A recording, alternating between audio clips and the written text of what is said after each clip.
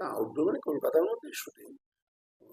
গরমের মধ্যে আমাদের কোনো কমপ্লেন নেই, আমরা তো বরং এসি রুমে বসে আছি। আমরা যখন নাটক কাজ শুরু করি তখন তো তপ্ত পরিবেশে কাজ করি।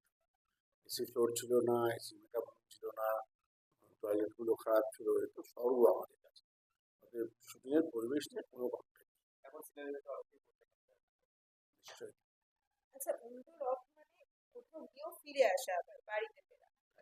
সেটা নিয়ে সেটাই সেটাই গল্পের আধারটাই তাই, যে কোথাও থেকে আবার ফিরে আসা।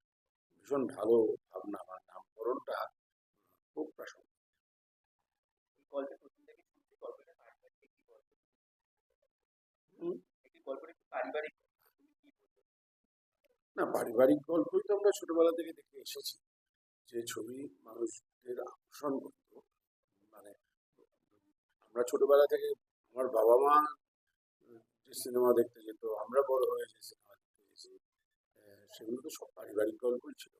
সেরকম গল্প আবার হচ্ছে, এটা খুব আনন্দের, খুব খুশি আমি। এখানে তোমাকে আমরা খুব সুন্দর মজার একটা চরিত্র, বিপত্তির মানুষ, কিন্তু জীবনের কোনো ওঠা পড়া লোকটার গায়ে লাগে না, আনন্দে হইচই করে ফুর্তিতে থাকে, খুব পজিটিভ মাইন্ডের। এখানে সবার সাথে কাজ কেমন চলছে? ভীষণ ভালো পরিবেশ, ভীষণ ভালো ভালো শুভ অভিনেতা অভিনেত্রী। আমি তো প্রতি মুহূর্তে শিখি ওদের কাছ থেকে। কৌশিক আছে, প্রিয়াঙ্কা আছে, গ্রেট অ্যাক্ট্রেস। খুব আনন্দে কাটছে, ভীষণ ভালো গল্প, ভীষণ ভালো প্রযোজনা সংস্থা আমাদের, ভীষণ আরামে আদরে রেখেছে। এবং পরিচালক অনির্বাণ, আমি এর আগে ওর সাথে কাজ করেছি। খুব যোগ্য একজন পরিচালক, খুব ভালো। আচ্ছা, উল্টো রথ নামটা শুনলে কি ছোটবেলায় রথের কোনো স্মৃতি মনে পড়ে?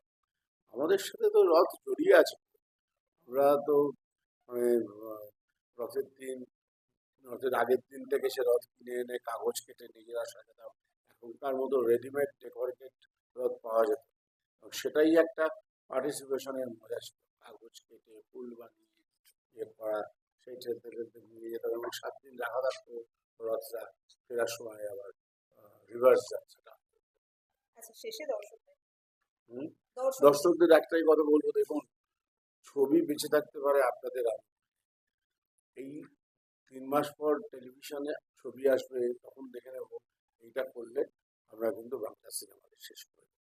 দর্শকদের অবশ্যই বলবো, দয়া করে বড় জোরে মিনতি করে বলবো, হলে গিয়ে